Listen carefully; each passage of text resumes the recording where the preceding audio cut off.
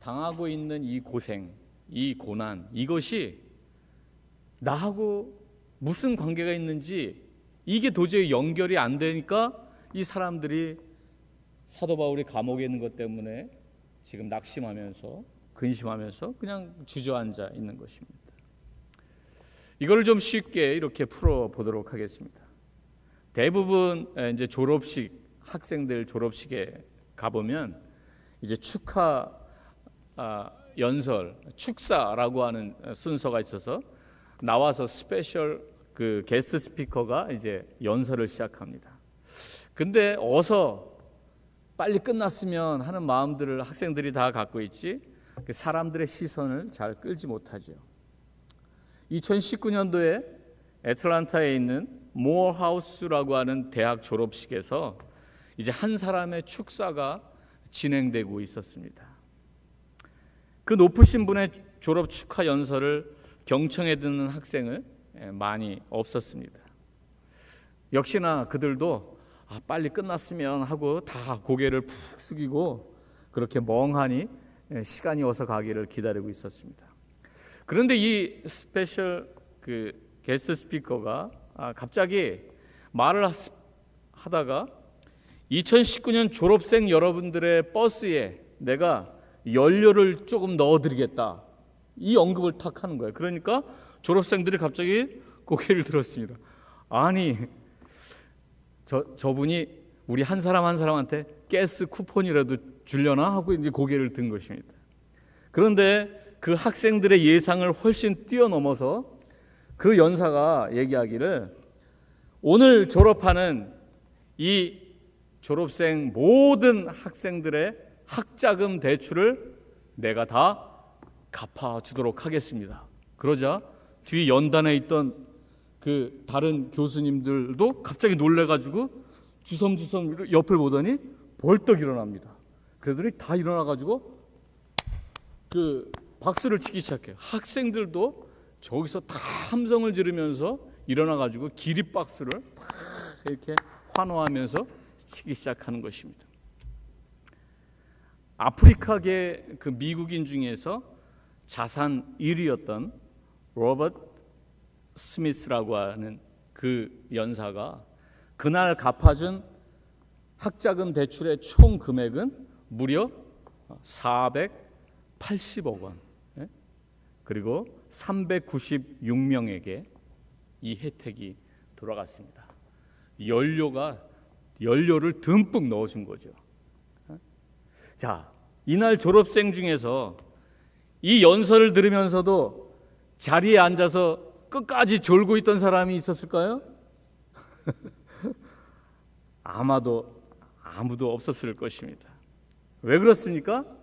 이게 자기랑 상관없는 그런 연설이 아니고 내용이 아니고 자기에게 벌어진 일이기 때문입니다.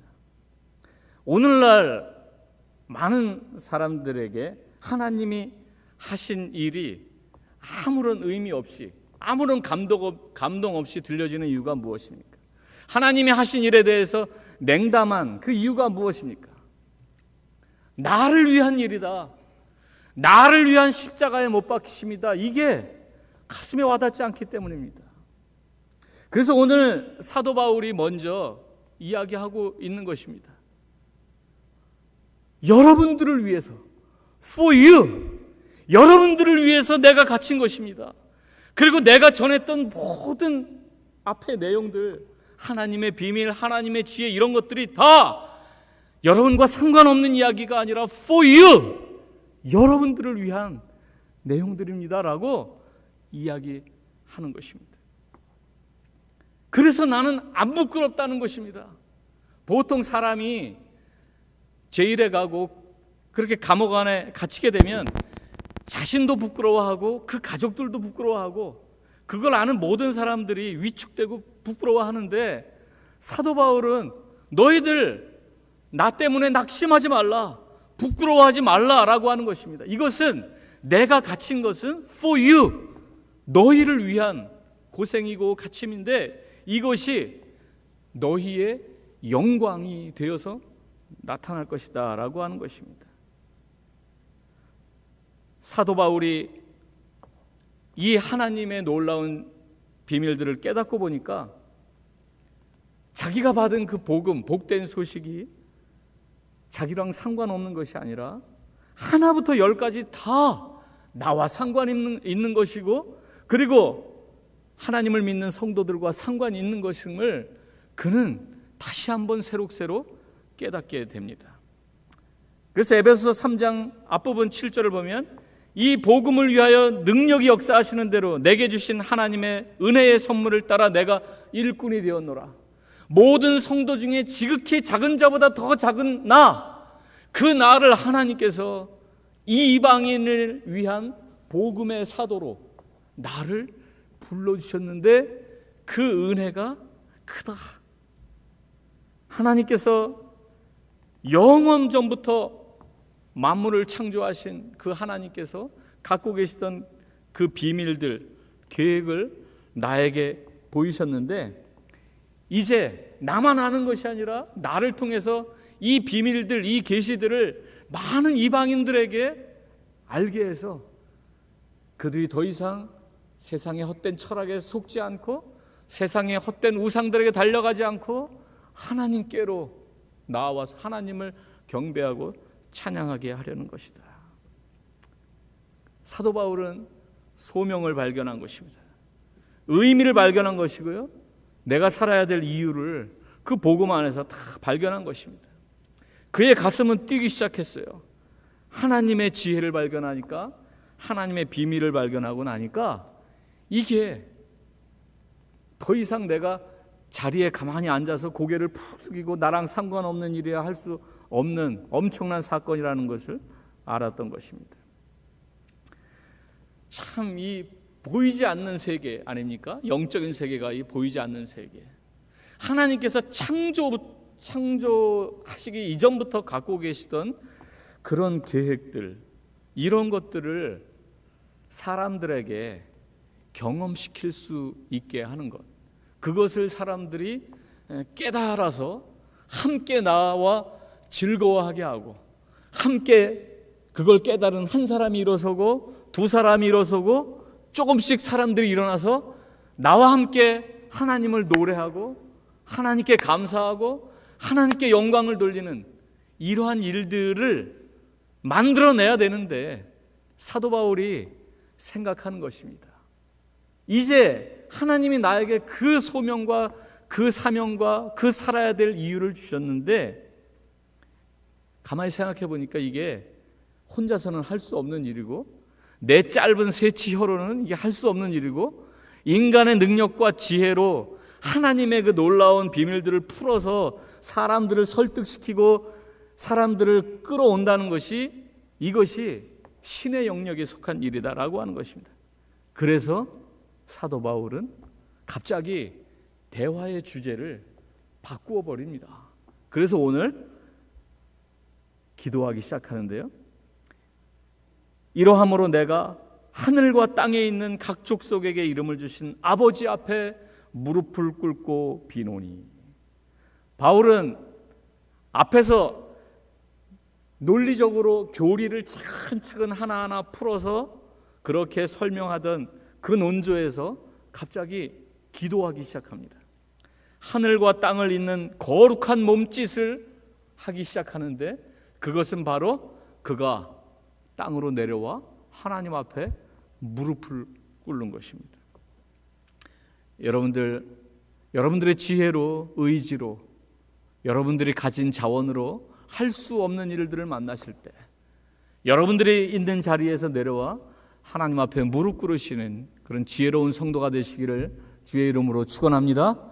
할렐루야. 우리가 변화되려면 기도해야 되고요, 변화시키려면 기도해야 되는 것입니다. 기도 없이 하나님의 일들은 절대 이루어질 수 없는 것이죠. 그래서 사도 바울은 먼저 오늘 그 기도의 내용들을 우리에게 소개하고 있는데, 첫 번째가 성령으로 말미암아 저들의 속사람을 능력으로 강건하게 하옵시며, 저들의 속사람, 저들의 내면을 하나님의 능력으로, 성령의 능력으로 강건하게 해달라고 기도하고 있습니다. 여기에서 교리적 설명이 좀 필요합니다. 우리가 예수 그리스도를 믿음과 동시에 우리의 위치와 우리의 신분이 변화되었습니다. 흑암의 권세에서 건져냄을 받고 하나님 나라로 옮겨진 줄로 믿습니다. 이 하나님의 주권과 통치 속에서 우리는 이제 살게 되었습니다. 우리는 새 생명의 영역으로 옮겨졌습니다. 그래서 우리는 앞에 살펴보았죠. 우리 지지난주 설교에서 그리스도 예수 안에 있는 자에게는 결코 정죄함이 없다. 이제 예수님을 믿는 자들에게는 확신이 생겼습니다. 사죄의 확신, 승리의 확신, 구원의 확신, 하나님이 우리에게 주신 확신입니다. 이제는 더 이상 죄와 사망의 법이 어찌할 수 없는 영적 자유함이 우리에게 생겼다라고 말씀드렸습니다. 물론 중력은 지금도 작동하고 있지만 그리스도 안이라고 하는 그런 비행기 안에 우리가 탁 들어와 앉았기 때문에 거기에는 중력이 힘을 못 미친다라고 하는 것이죠. 우리가 저 몇만 피트 공중에 떠 있어도 우리가 떨어지지 않는 그러한 놀라운 역사가 시작이 된 것입니다. 이제 우리는 새 사람에 걸맞는 그런 새 삶을 살아야만 합니다. 이제는 우리에게 주어진 이 낙하산을 펴고 창공을 활활 나는 이제 그러한 삶을 시작해야 된다고 사도 바울은 이야기합니다. 근데 문제는 뭐냐면 우리는 여전히 몸을 가지고 있고요. 아직도 우리 안에는 옛사람의 잔재와 그리고 옛사람의 성향이 아직도 남아 있다라고 하는 것입니다. 이 옛 습성은 자꾸만 우리를 과거로 끌고 가려고 합니다.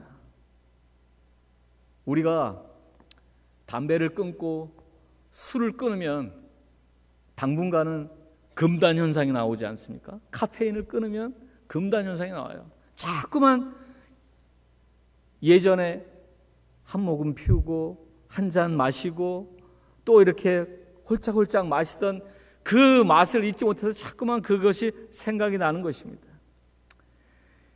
예수 안에 들어와 있지만 새 생명 안에서 살아가야 되는 우리에게 자꾸만 예수 그리스도가 없던 그 시기에 가졌던 그런 습성들이 우리를 끌어내리기 시작하는 것입니다.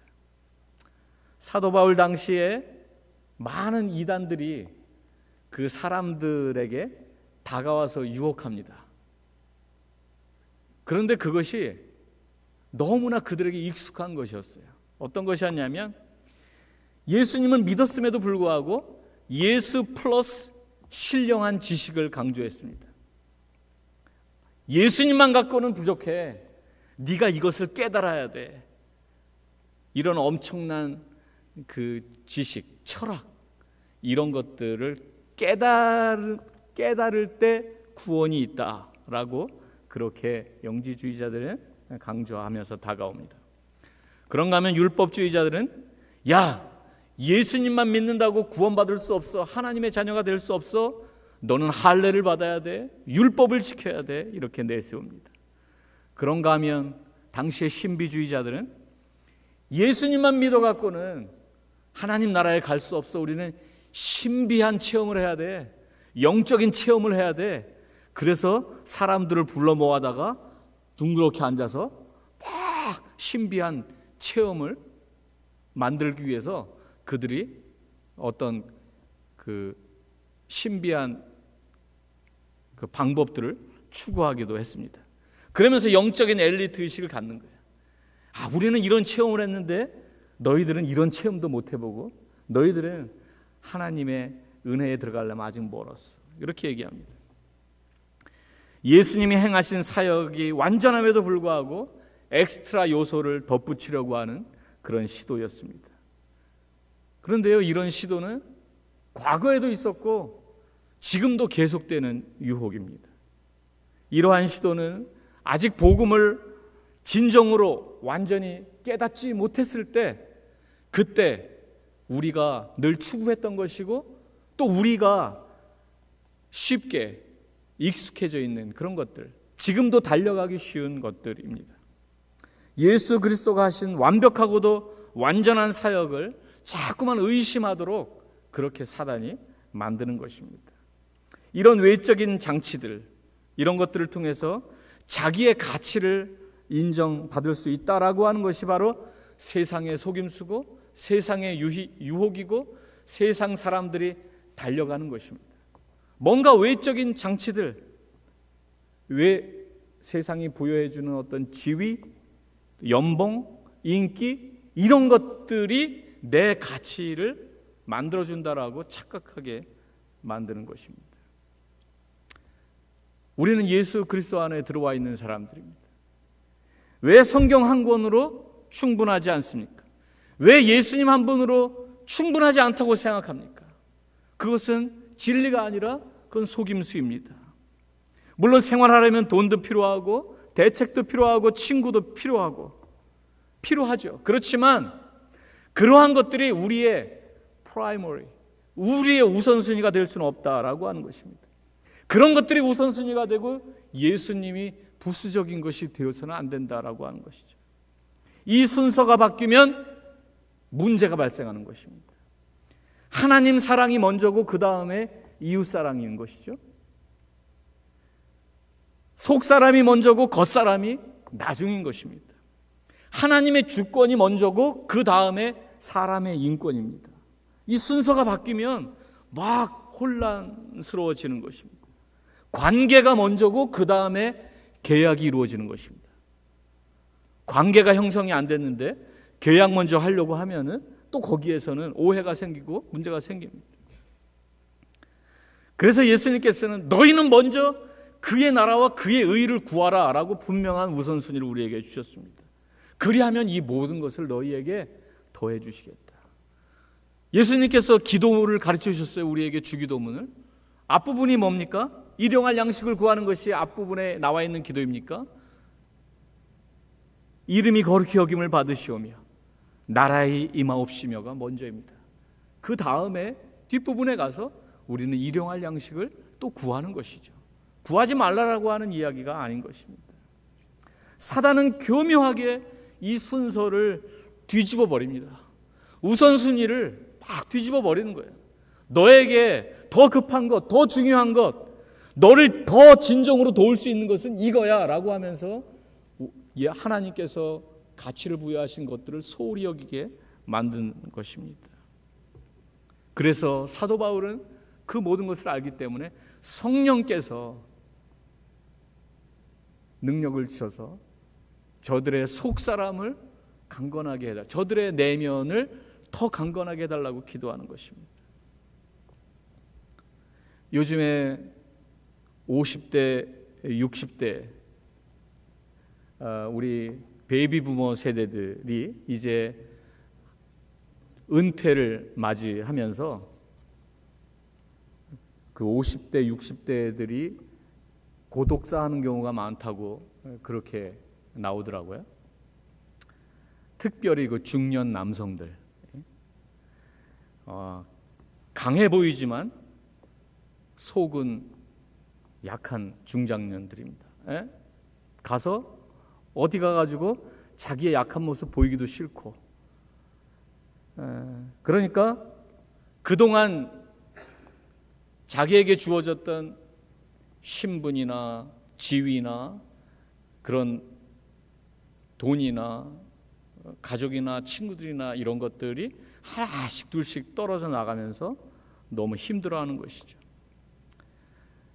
태풍에 쓰러진 나무들을 보면 겉보기와는 달리 맥없이 쓰러져 있는 그런 나무들을 보게 됩니다. 가련하죠. 겉으로는 아주 키도 크고 아주 단단해 보였는데 막상 태풍에 쓰러진 그 나무들을 보면 뿌리가 약해 있어요. 그냥 맥없이 쓰러져 있는 것입니다. 실직의 풍랑이 몰아치고 질병이 찾아오고 인공지능이다, 또 코로나다, 정신없이 변화가 몰려오니까 정신을 차리지 못하는 것입니다. 돈도 없어지고 직장도 없어지고 다 흔들리는 것입니다. 그동안 중요한 줄 알고 그렇게 애지중지하면서 가슴에 껴안고 달려왔는데 알고 보니까 다 바람이었어요. 바람을 잡는 것 같았습니다. 막 채워보려고 막 앞을 보면서 달려왔는데 보니까 빈잔이었어요. 그때 고독하고 혼자 고립되어 있는 것 같고, 그래서 나쁜 생각을 하게 되고 그걸 실행하고, 이 사회가 점점 그렇게 가고 있어요. 그래서 우리는 우리의 속사람이 강건해지도록 가꾸고 기도해야 됩니다. 이것이 비단 50대, 60대, 70대의 중년 남성들만의 문제가 아니라 우리 인간이 갖고 있는 연약함인 것입니다. 우리의 내면을 그리스도로 채워야 됩니다. 고립감 그리고 고독감, 이런 것들은 또 다른 사단의 영적 공격입니다. 너는 혼자다, 너는 실패자다, 너는 nothing, 아무것도 아니다 라고 하는 것이 사단이 우리에게 부여해 주는 정체성이라요.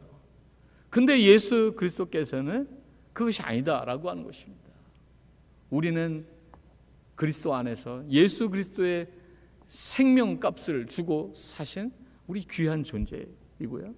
그 성령께서 이러한 부분들을 우리에게 알려주셔야 돼요. 우리가 그것이 꽉 채워지면 다른 어떤 것으로 우리의 것을 채워서 만족시키려고 하는 그 노력에서 우린 자유할 수 있는 것이죠. 두 번째로 바울은 그리스도가 항상 너희 마음에 계시게 하옵시며 라고 기도합니다. 믿음으로 말미암아 그리스도께서 너희 마음에 항상 계시게 하옵시고, 여기서 계신다라고 하는 말은 헬라어로 카토이케오라고 하는 말인데요, 그냥 계시는 것이 아니라 한 곳에 오랫동안 거주하시는 것을 의미합니다. 그리스도께서 여러분의 마음을 집 삼아 계속 거주할 수 있겠는가, 이 점검해 보셔야 됩니다. 우리가 어느 집을 방문했는데 너무 더러워가지고 오래 있기가 싫을 때가 있을 것입니다. 우리 자꾸 밑에서 이상한 냄새가 올라온다고 우리 얘기하시는데, 집에 갔는데 거기 오래 있을 수 없는 그런 냄새가 나고 지저분하고 그러면 오래 있을 수 없죠. 혹은 그 집 주인의 눈치가 이상하다고 가정을 해보십시오. 오랜만에 방문했는데 어디를 금방 나가야 되는 것처럼 막 불안해하기도 하고, 뭔가 재미있는 일을 해야 되는데 왜 찾아와가지고 나를 방해하는가 하는 불쾌한 내색을 보이면 그런 집에는 오랫동안 머무를 수가 없습니다. 눈치가 있으면 빨리빨리 나와야죠. 그래서 사도 바울이 기도를 하는 것은 에베소 교인들의 회심과 예수 믿는 것을 때문에 이런 기도를 하는 것이 아닙니다. 우리가 예수님 믿을 때 성령님이 우리 마음에 오신다고 말하는데, 그런 예수님 처음 믿을 때 성령이 내 안에 오시도록 기도하는 것이 아니라, 여기서 바울이 하는 기도는 이미 성령을 받아 가지고 있는 성도들에게 더욱더 성령이 확고하게 너를 지배하고 성령으로 내 안을 가득 채우기를 위해서 기도하는 것으로 보아야 되는 것입니다. 예수님이 말씀하셨습니다. 내가 온 것은 양으로 생명을 얻게 하고 더 풍성히 얻게 하려는 것이라. 예수님은 우리에게 생명을 주시고 그것으로 끝이 아니라 우리로 하여금 더 풍성한 삶을 누리게 하려고 이 땅에 오셨습니다. 예수님이 이렇게 말씀하셨는데, 육신을 따라 사는 사람, 예수님을 믿었지만 여전히 예전의 습성 또 예전에 추구하던 것을 그대로 버리지 못하고 사는 그런 사람들은 당연히 어떤 걸로 비유할 수 있느냐, 죄의 바이러스에 오염된 채로 작동되는 컴퓨터, 여기다 비유할 수 있습니다. 바이러스가 침투한 그런 컴퓨터는 엄청 느리죠. 그리고 생각지 않은 화면들이 팍팍팍팍 떠서 막 우리를 불편하게 합니다. 우리 이런 경우가 되면 안 되는 것이죠. 우리가 그리스도가 우리 마음에 항상 계시면 우리는 병들어도 가난해도 외로워도 주님과 동행한 사람은 주님 한 분만으로 만족할 수 있는 것입니다. 목사님, 그게 그렇게 쉬운가요? 쉽지 않죠. 그렇지만 예수가 없는 사람들은 건강을 잃고 재산을 잃고 사람을 잃으면 온 세상을 잃은 것 같이 바로 그 자리에서 무너지지만 예수 그리스도가 그 안에 머물러 계신 사람들은 비록 건강을 잃고 재산을 잃고 친구를 잃어도 예수 한 분이 마음에 있는 것으로 다시 일어설 힘을 얻는 것입니다. 부모님들이 자녀들에게 악기를 배우게 하죠. 피아노도 배우게 하고 기타도 배우게 하고, 그리고 막 미술을 시키죠. 그거 왜 그렇습니까? 더 깊은 소리를 듣고 더 많은 색깔을 다룰 수 있고 더 많은 표현을 사용할 줄 안다면 앞으로 내 자녀들의 삶이 훨씬 더 풍성해질 것이 틀림없기 때문에 하기 싫어도 막 시키는 것입니다. 생명을 얻은 자들이 이제 풍성한 삶을 얻도록 사도 바울은 돕고 싶은 것입니다. 그들이 더 이상 속지 않고 이제 그들이 그리스도 안에서 가치를 발견하고 이제 그리스도와 동행하면서 새로운 목표를 향해서 그렇게 노래하면서 찬양하면서 달려나가기를 원하는 것입니다. 그래서 16절부터 19절의 바울의 기도를 요약하면 이것입니다. 그의 성령으로 말미암아 너희 속사람을 능력으로 강건하게 하옵시며, 이것은 성령 충만입니다. 하나님, 우리 사랑하는 에베소 성도들이 성령 충만하게 하시옵소서. 그 다음에 나오는 9절, 믿음으로 말미암아 그리스도께서 너희 마음에 계시게 하옵시고, 이것은 믿음 충만입니다. 믿음으로 말미암아 믿음이 충만하고 그리스도께서 너희 마음에 계시게 하옵시고, 예수 그리스도로 충만하기를 원합니다. 오늘 찬양팀이 충만이라고 하는 찬양을 불렀어요. 우리 안에 성령 충만, 예수님 충만, 그리고 믿음 충만하면 우리가 승리할 수 있는 것입니다. 하나님은요, 우리의 자유의지 내에서 그분의 능력을 스스로 제한하십니다. 이것을 잘 이해하지 못하면 우리는 일상에서 벌어지는 모든 안 좋은 일을 다 하나님 탓으로 돌릴 수 있어요. 하나님이 왜 에덴 동산에 아담과 하와가 선악과를 다 따먹을 줄 알면서 왜 거기에다가 선악과를 심으셨나? 하나님 탓이다, 하나님 잘못이다. 그것이 아니다라고 하는 것이에요. 하나님께서는 천지를 창조하실 때 하나님께서는 위험을 감수하셨습니다. 뭐냐면 하나님께서는 인간들과 사랑을 나누시기 원하셨는데, 사랑을 하기 위해서는 자유의지를 허락해야 하는 그런 위험에 노출될 수밖에 없었습니다. 그래서 아담과 하와에게 자유의지를 주신 거예요. 만약에 자유의지를 주지 않겠다라고 하면은 하나님은 로봇을 만드실 수밖에 없어요. 태엽을 감아놓으면 하나님 사랑합니다, 하나님 사랑합니다 이렇게 되풀이해서 외치는 그런 로봇을 만드실 수밖에 없었어요. 근데 하나님께서는 자유의지를 주시고요, 대신 하나님의 능력을 인간의 자유의지 내에서만 발휘할 수 있도록 제한 두셨어요. 인간의 믿음 안에서만 하나님의 능력이 발휘될 수 있도록 하나님의 능력을 제한하셨다라고 하는 것입니다.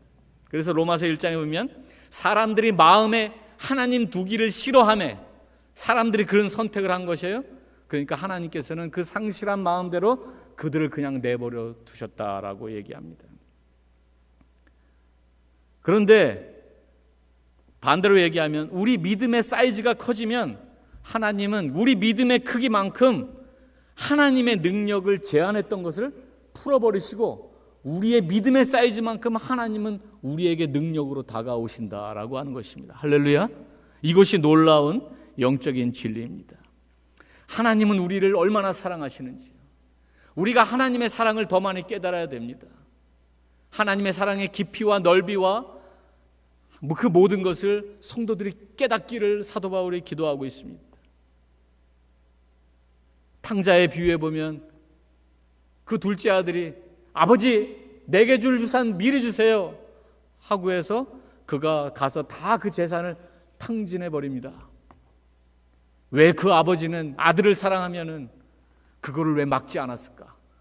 왜 다리를 부러뜨려서라도 방을 꼭꼭 걸어 잠그서라도 그 둘째 아들의 그 방탕한 생활을 막아야 되지 않았을까? 그러나 그 아버지는 아들을 사랑한 것입니다. 그 아들이 모든 것을 깨닫고 하나님 앞에 자발적으로 와서 아버지께 자발적으로 와서 아버지의 그 넓은 품 안에 안기는 것을 원하셨던 것입니다. 그것이 진짜 사랑이기 때문입니다. 하나님께서는 오늘도 저와 여러분들을 기다리고 계시는 것이죠. 우리가 믿음을 준비 안 하면, 그리스도로 우리를 채우지 않으면 하나님은 아무 권능도 행하실 수 없는 것입니다. 예수님도 고향에 갔는데 사람들이 예수님을 믿지 않는 것입니다. 내가 저 형제들을 알고 저 아버지 어머니가 누군지를 아는데 자기가 무슨 하나님의 아들이라고 하느냐. 예수님께서는 그 동네에서는 더 이상 기적을 베풀 수가 없고 하나님의 능력을 베풀 수 없어서 병자들 몇 명만 고치고 그냥 그 마을에서 나오셨다라고 마가복음 6장에 이야기합니다. 그러나 요한복음 14장 12절을 보면 예수님이 이런 기도를 하시죠. 내가 하는 일을 그도 할 것이요 또 그보다 큰 일도 하리니. 너희가 믿음 안에 있으면 내가 했던 일을 너희도 할 것이고 내가 했던 일보다 더 큰 일을 너희가 할 것이다. 그래서 사도 바울은 사랑 충만, 우리 사랑하는 자녀들이 하나님을 충만히 알기를 기도했습니다.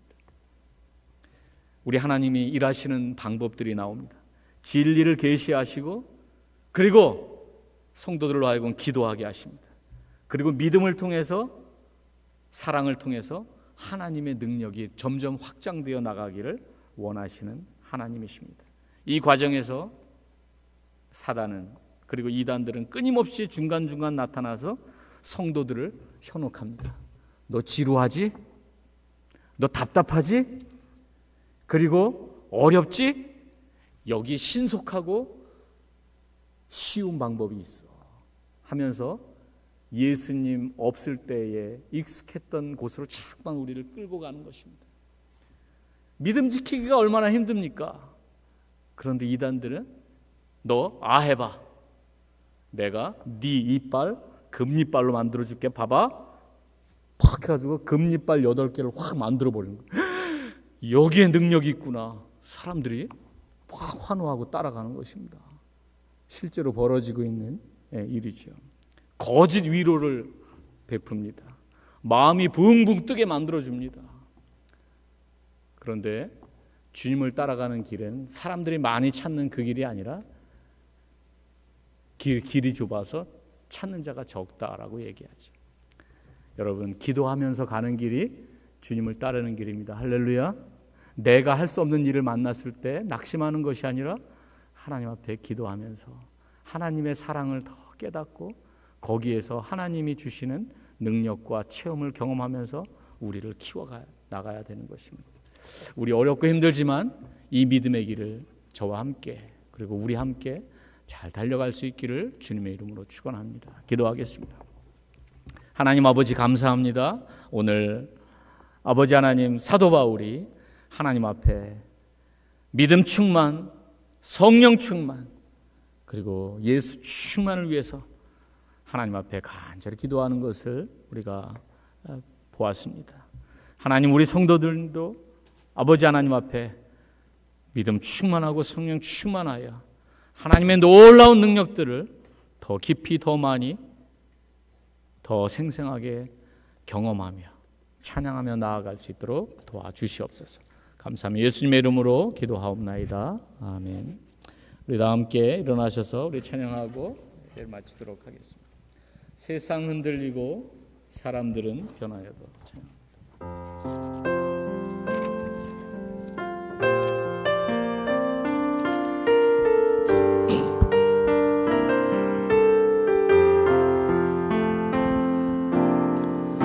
세상 흔들리고 사람들은 변하여도 나는 주를 섬기리.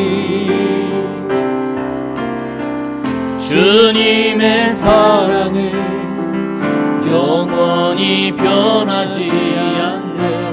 나는 주를 신뢰해.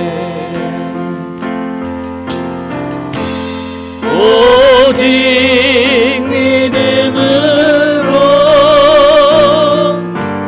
믿음으로 내가 살리라. 오직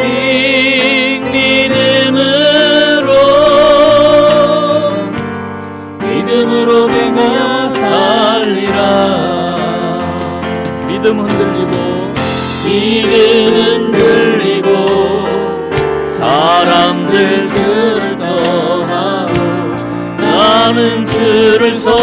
이기리. 주님의 나라는 영원히 쇠하지 않네. 나는 주를 신뢰해.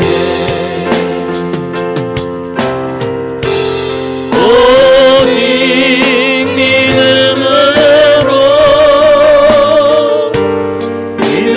내가 살리라. 오직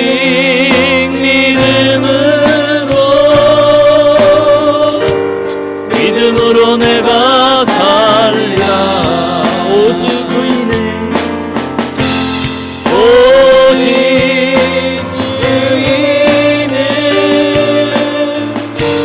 믿음으로 말미암아 살리라. 오직 의인은 믿음으로 말미암아 살리라. 우리가 함께 머리 숙이고 기도하겠습니다. 하나님 아버지, 성도들을 위하여